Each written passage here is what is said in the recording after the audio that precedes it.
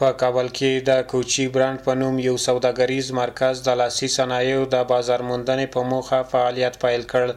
لاسي صنایع دي زموږ د خویندو میندو زموږ کلتور دی زموږ عنعنات دي زموږ دود دستور دی دا موږ نړیوالو ته ښیو. یو دا چې موږ افغانستان نړیوالو ته یو مثبت تصویر ښیو، بل دا چې د افغانستان د ودې د پرمختګ لپاره یو ښه پیلامه ده. برند کوچی برای اولین بار در کانتیننتال کابل نمایشگاه و گالری خود افتتاح کرد. بس بعداً باز مشکلاتی که به وجود آمد برای چند مدت فعالیت های ما متوقف شد. فعلا برای بار ثانی می خواهیم که گالری خود و نمایشگاه و فروشگاه دائمی خود در شهر نو کابل در شهر نو پلازا افتتاح کنیم.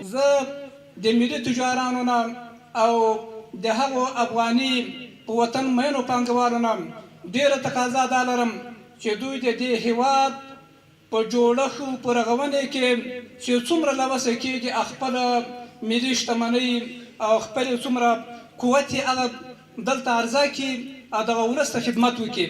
وقتی که مردم کار کنه، مردم زحمت بکشه و او سند دست جور کنه و بتونه میره، این یک نمونه ای است که ما جور کردیم. یک نمونه کارهای ما که مثلا به شکل بسیار کوچکترش با بسیار یک بجت پایین ما تانسته میره جور کردیم آماده ساخته صرف به خاطر از اینکه ما نشان بدیم ما میتونیم میره به 2 برابر 3 برابر وسعت بدیم. دغه سوداګریز مرکز مسولین وایي چې د میرمنو په لاسونو جوړ شوو توکو او افغاني تولیداتو ته به په بهرنیو هیوادونو کې بازار موندنه وکړي ترڅو میرمنو او ځوانانو ته کاري فرصتونه رامنځته شي. کوچی برانډ غواړي چې په لومړي ځل لپاره په ټول افغانستان کې لاسي صنایع معیاري کړي، کار لپاره زمینه برابر کړي، اقتصاد د کورنۍ لپاره د دې د کوم کلیوالي اقتصاد چې د دغه لپاره پرمختګ لپاره زمینه برابر کړي.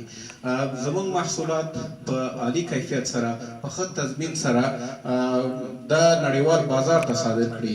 که څه هم دغه سوداګریز مرکز د کابل په نوي ښار کې د څو کلونو راپدې خوا فعالیت لري، خو اوسمهال یې د افغانستان د تولیدي توکو او د لاسي صنایعو د خرڅلاو او بازار موندنې په موخه نوي فعالیتونه پیل کړل.